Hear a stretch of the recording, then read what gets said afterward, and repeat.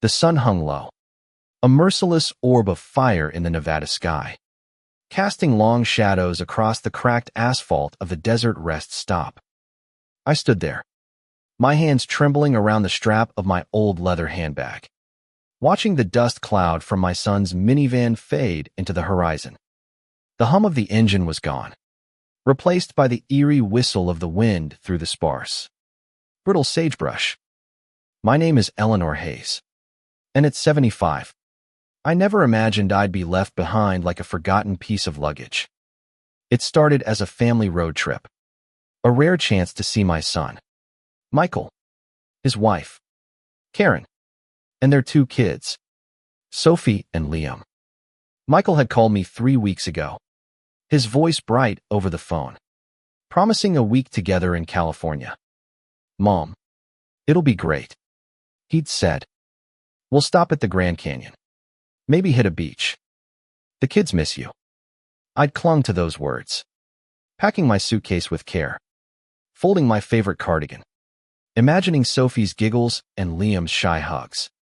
I hadn't seen them in over a year, not since Michael's job at the tech firm in Denver kept him too busy for visits. The drive from my small apartment in Reno had been long, the minivan cramped with suitcases and the kids' toys. Karen sat up front, her eyes glued to her phone, occasionally snapping at the kids to quiet down. Michael drove, his jaw tight, barely speaking. I tried to fill the silence, sharing stories of my childhood road trips with my late husband, George. But my words seemed to dissolve into the hum of the tires. Sophie, 8, would smile politely, while Liam, 5, fidgeted with his tablet. I told myself it was just the stress of travel. We stopped at this rest stop mile marker 247, a lonely outpost with a single gas pump and a weathered bench under a sagging awning. 15 minutes. "Mom," Michael had said, climbing out to stretch. "We'll grab some snacks and hit the road." I nodded, stepping out to breathe the dry air, my knees aching from hours in the back seat. Karen took the kids to the restroom, and I wandered to the bench, clutching my handbag, watching a lizard skitter across the pavement. Minutes passed. I waited, expecting to hear Sophie's voice or see Michael wave me back to the van. But when I looked up, the parking lot was empty. The minivan was gone. My heart lurched, a cold panic creeping in. I scanned the horizon, squinting against the glare, thinking maybe they'd pulled around to the other side. But there was nothing, just the endless stretch of desert and the faint hum of a distant semi-truck. I shuffled to the gas pump, my shoes scuffing the gravel. The attendant, a young man with a faded baseball cap, glanced up from his phone. "You okay, ma'am?" he asked, his voice tinged with boredom. "My family," I stammered, my throat dry. "They left. They were supposed to wait." He frowned, stepping out from behind the counter. "Left? Like, drove off?" I nodded, my eyes stinging.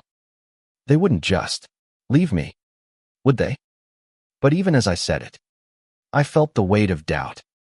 Michael had been distant for years, ever since he married Karen. She'd always been polite but cold, her smiles never reaching her eyes. And the kids, they loved me, didn't they? I thought of Sophie's drawings taped to my fridge, Liam's small hand in mine during our last visit. Surely, this was a mistake. The attendant offered me his phone. "Call M," he said, shrugging. I dialed Michael's number, my fingers shaking. It rang once, twice, then went to voicemail. I tried again. Voicemail. Karen's phone was the same. My chest tightened, a mix of fear and anger bubbling up. How could they do this? I was their mother, their grandmother. I'd raised Michael alone after George died, scrimping to pay for his college, cheering at every milestone. And now, they'd left me here, in the middle of nowhere. I sank onto the bench, the wood hot against my thighs. The attendant brought me a bottle of water. His pity palpable. Maybe they'll come back, he said, but his tone lacked conviction. I sipped the water, staring at the horizon, willing the minivan to reappear. Hours passed. The sun climbed higher, the heat pressing down like a physical weight. My phone, nearly dead, showed no missed calls, no texts, just silence. By noon, the truth settled in. They weren't coming back.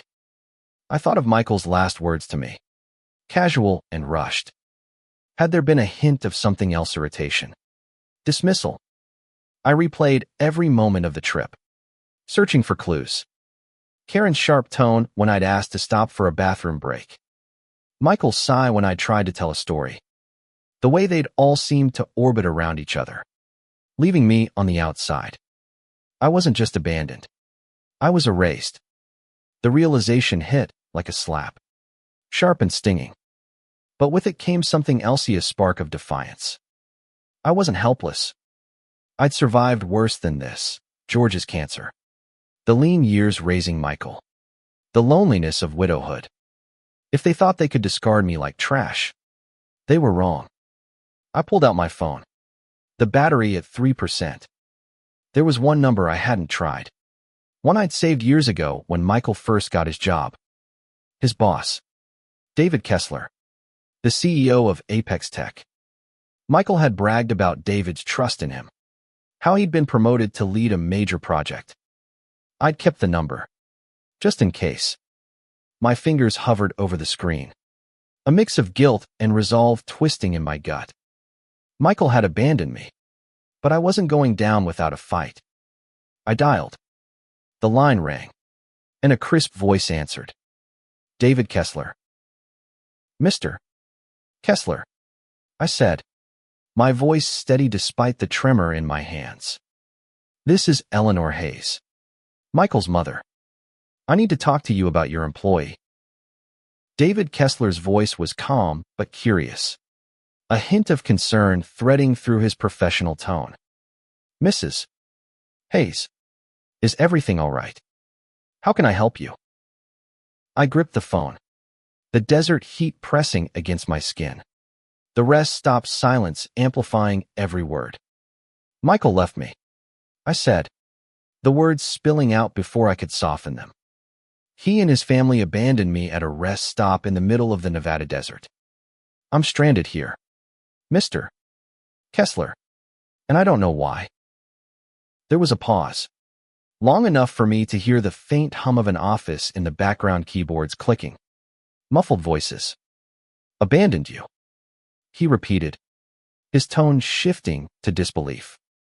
Are you sure this wasn't a misunderstanding? I swallowed hard, my throat tight. I waited for hours. They drove off without me. I've called them, left messages. Nothing. My voice cracked, but I pushed through. I raised Michael to be better than this. Mr. Kessler, I don't know what's happened to him, but I can't just sit here and do nothing. David listened as I poured out the story of the road trip, the strained silences. The moment I realized the minivan was gone, I didn't sugarcoat it, didn't spare Michael or Karen. I told him about the kids, how Sophie and Liam deserved better than parents who'd leave their grandmother behind. My words were raw, fueled by hurt and the slow burn of anger. By the time I finished, my hands were shaking, but my resolve was iron. Mrs. Hayes, David said, his voice softer now. This is deeply troubling. I'm sorry you're going through this. Where exactly are you? Can I arrange for someone to pick you up? I gave him the details: mile marker 247. The gas station's faded sign. The endless stretch of desert. He promised to send a car from a nearby town. But I wasn't done. Mr. Kessler, I said, my voice low. Michael's your employee. He's leading a big project, isn't he? I don't think someone who'd do this to his own mother is fit to lead anything. Another pause. Heavier this time. You're suggesting I take action against Michael, he said carefully. I'm saying he's not the man you think he is, I replied. You trusted him with responsibility. But what kind of man abandons his mother in the desert? What kind of leader does that? David didn't respond right away, but I could sense the gears turning. I'll look into this, he said finally. For now, let's focus on getting you somewhere safe. Stay where you are. Mrs. Hayes, help is on the way. I hung up, my heart pounding. The attendant, whose name tag read Jake, watched me from the counter, his eyes wide. You just called his boss? He asked, a mix of awe and unease in his voice. I nodded, setting the phone down. He needed to know? Jake shook his head, offering a small smile. You're tougher than you look, ma'am. I didn't feel tough. I felt like a mother betrayed, a grandmother discarded. But as I sat on that bench, the desert stretching endlessly around me, I felt something else, a flicker of power. I'd spent years fading into the background, letting Michael and Karen dictate the terms of our relationship. No more. The car David sent arrived an hour later. A sleek black sedan driven by a polite man named Carlos. He offered me a cold bottle of water and a blanket, though the heat made it unnecessary. Mr. Kessler said to take you to a hotel in Carson City. He said, he's covering everything. I nodded, climbing into the back seat, my handbag clutched tight.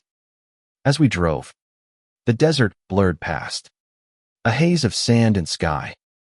I thought of Michael, probably halfway to California by now, oblivious to the storm I'd just unleashed. Did he think I'd just wait quietly, hoping for an apology? Did he think I'd forgive and forget, like I had so many times before?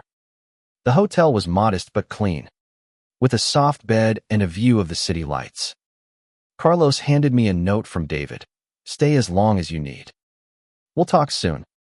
I thanked him, then sank into a chair by the window, my mind racing. What had I done? I'd set something in motion, something I couldn't take back.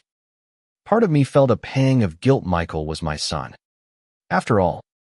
But another part, the part that had watched that minivan disappear, felt justified. That night, I lay awake, replaying the day. I thought of George, how he'd always said I was stronger than I knew. Ellie, he'd whisper, you've got a fire in you. Don't let anyone dim it. I'd dimmed it myself over the years, letting Michael's distance, Karen's coldness, chip away at me. But today, I'd fan that fire back to life. My phone, now charged, buzzed with a text from an unknown number. It was Michael.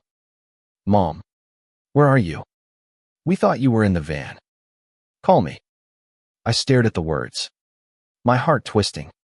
Was it true? Had it been a mistake? But the hours of silence, the unanswered calls, they told a different story. I didn't reply. Not yet.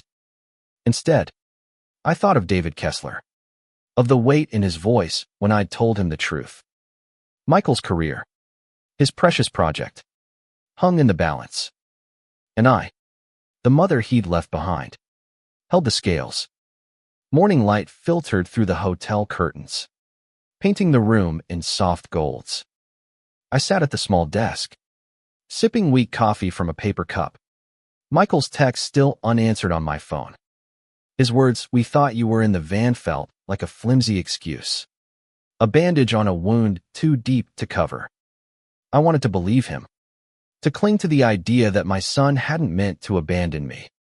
But the hours of silence, the way Karen had avoided my eyes, the kids' confusion, it all pointed to something deliberate. I called David Kessler again, this time from the hotel's landline. He answered on the first ring. Mrs. Hayes, I trust you're safe.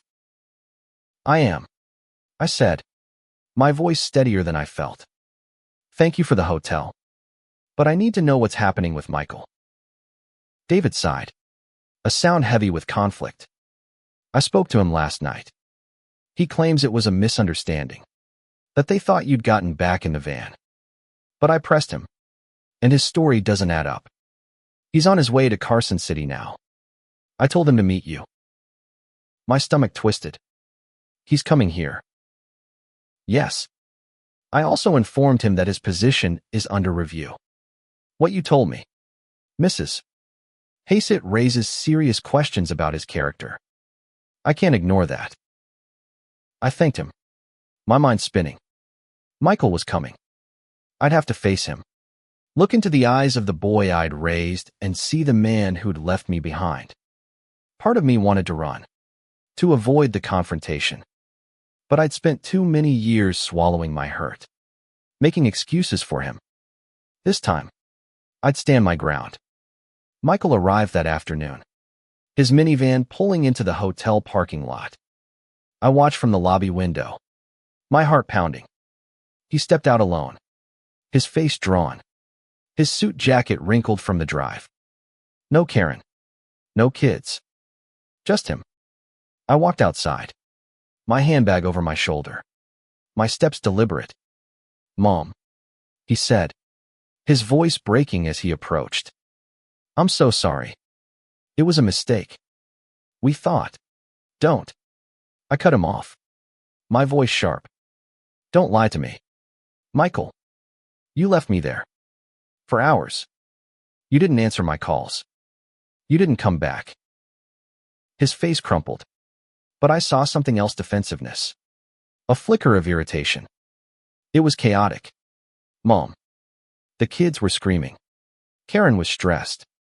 "We thought you were in the back." By the time we realized, we were miles away. "Miles away," I echoed, my voice low.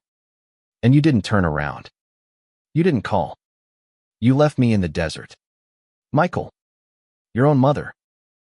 He ran a hand through his hair, pacing a small circle. "I messed up. Okay. I'm sorry. But calling my boss." "Mom, do you know what you've done? David's talking about firing me. My whole career. Your career." I snapped, my anger flaring. "What about me?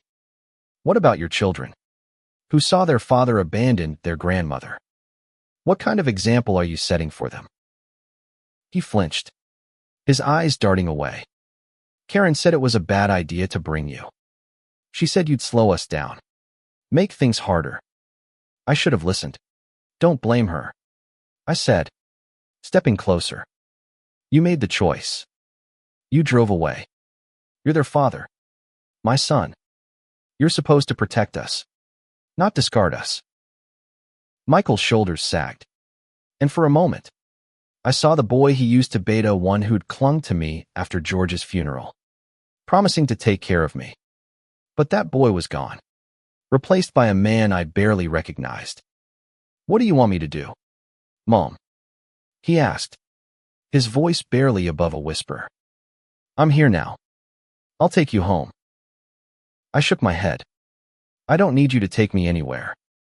I needed you yesterday, when I was standing alone in that rest stop, wondering if my own son cared whether I lived or died." He opened his mouth to speak, but no words came. I turned away, walking back to the hotel, my heart heavy but my resolve unbroken. I didn't know if he'd follow, and part of me didn't care. I'd spent too long hoping he'd change, waiting for the son I loved to reappear. But love didn't mean excusing betrayal. That evening, David called again.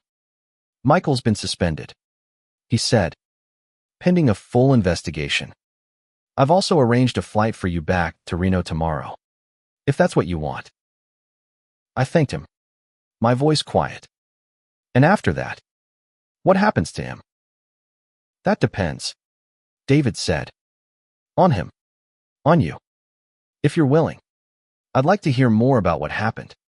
It'll help me decide what's next." I agreed to meet him in Reno the following week. As I hung up, I felt a strange mix of relief and sorrow. I'd set this in motion, and there was no going back. Michael's career, his future, was unraveling because of me. But so was the lie he'd been living, the lie that he could treat me as disposable and face no consequences. The flight back to Reno was quiet. The hum of the plane a stark contrast to the chaos of the past 2 days. I sat by the window, watching the desert give way to the Sierra Nevada's jagged peaks. My handbag rested in my lap, a small anchor in the storm of my thoughts. Michael hadn't called since our confrontation, and I hadn't reached out. The silence between us felt like a chasm, one I wasn't sure I wanted to bridge. Back in my apartment, the familiar creak of the floorboards and the scent of my lavender candles brought little comfort. I unpacked slowly, folding my cardigan, setting Sophie's old drawings back on the fridge. Each Oni crayon sun, a stick-figure family, felt like a relic from a time when I believed we were close. Now, they were reminders of what I'd lost. David Kessler arrived in Reno a week later. As promised, we met at a small cafe downtown, its windows fogged with steam from the chilly morning air. He was younger than I'd expected, mid-50s, with kind eyes and a handshake that felt genuine. "Mrs. Hayes," he said, sitting across from me. "I want to hear your side. All of it." I told him everything, from the road trip's tense beginnings to the moment I realized the minivan was gone. I spoke of Michael's distance over the years, Karen's coldness, the way I'd felt like an intruder in their lives. I didn't hold back, letting the hurt and anger spill out. David listened, his face unreadable but his attention unwavering. When I finished, he leaned back, his coffee untouched. "I've known Michael for 5 years," he said. "He's brilliant, driven. But what you've described, it's not the man I thought I knew." "He wasn't always like this," I said softly. "He was a good boy. But somewhere along the way, he changed." David nodded, his expression somber. "I've spoken to others on his team. There've been signs, missed deadlines, snapping at colleagues. Nothing major, but enough to raise flags. This, though," he trailed off, shaking his head. "Abandoning you like that, it's a line crossed." I sipped my tea, the warmth steadying me. "What happens now?" "Michael's suspension is indefinite," he said. "I'm recommending termination, but I need to be thorough. If there's more you can tell me, anything about his behavior, his choice, it'll help." I hesitated. Part of me wanted to protect Michael, to believe he could change. But the memory of that rest stop, the hours of waiting, the silence of my phone, it was too much. I told David about the years of distance, the missed birthdays, the way Karen had subtly pushed me out. I told him about the kids, how I worried for them, growing up with parents who'd justified abandoning me. David took notes, his pen scratching softly. When I finished, he looked at me, his eyes steady. "You're a strong woman, Mrs. Hayes. Most people wouldn't have had the courage to make that call." I didn't feel strong. I felt tired, hollowed out by betrayal. But I nodded, thanking him. As he left, he promised to keep me updated. I walked home, the autumn air biting at my cheeks, wondering what I'd set in motion. That night, Sophie called. Her voice, small and hesitant, came through the phone. "Grandma, are you okay?" My heart ached at the sound of her. "I'm okay, sweetheart," I said, forcing a smile into my voice. "How about you?" "Dad's mad," she whispered. "He said you got him in trouble. Is that true?" I closed my eyes, the guilt rising again. I had to tell someone what happened. "Sophie, I was scared, but I love you, and I always will." She was quiet for a moment, then said, "I love you too, Grandma." The call ended, and I sat in the dark, tears streaming down my face. I'd done this for me, for the kids, for the truth. But it didn't make the pain any less. Weeks passed, and the silence from Michael grew heavier. David called to confirm that Michael had been fired. "It wasn't just your story," he said. "We found discrepancies in his project reports. Signs he'd been cutting corners. Your call pushed us to look closer." I nodded into the phone, my heart a tangle of relief and sorrow. Michael's career, the one he'd valued over everything over me, was gone. I didn't know if he'd learn from it, if he'd ever understand the cost of his choices. Part of me hoped he would, for Sophie and Liam's sake. I started volunteering at a local senior center, filling my days with card games and stories, surrounded by people who understood the ache of growing old in a world that moved too fast. It wasn't family, but it was something, a place where I wasn't invisible. I wrote letters to Sophie and Liam, slipping them into the mail with small gifts, a bookmark for her, a toy car for him. I didn't know if Karen let them keep them, but I had to try. One afternoon, a letter arrived, the handwriting unmistakably Michael's. My hands trembled as I opened it. "Mom," it read, "I don't expect you to forgive me. I messed up. Worse than I can ever fix. Karen and I are separating. She blamed me for losing the job, but I know it's more than that. I'm trying to be better for the kids.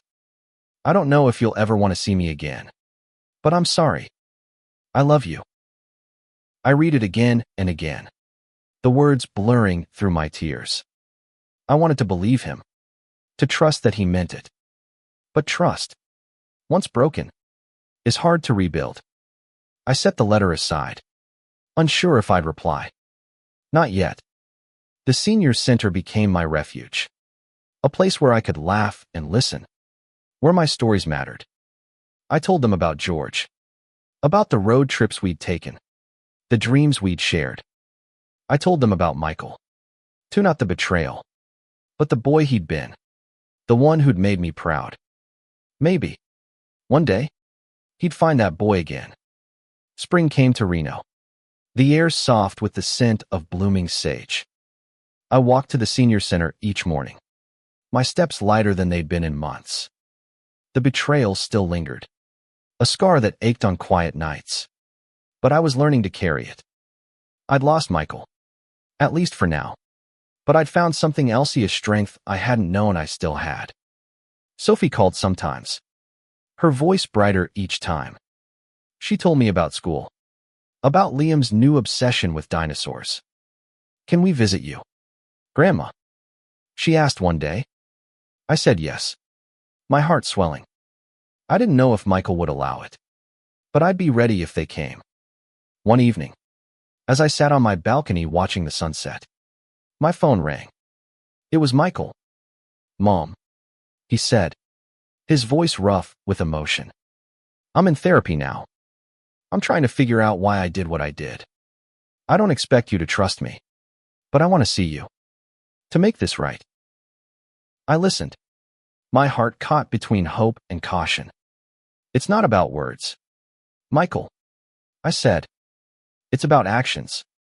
Show me you've changed. For the kids. For yourself."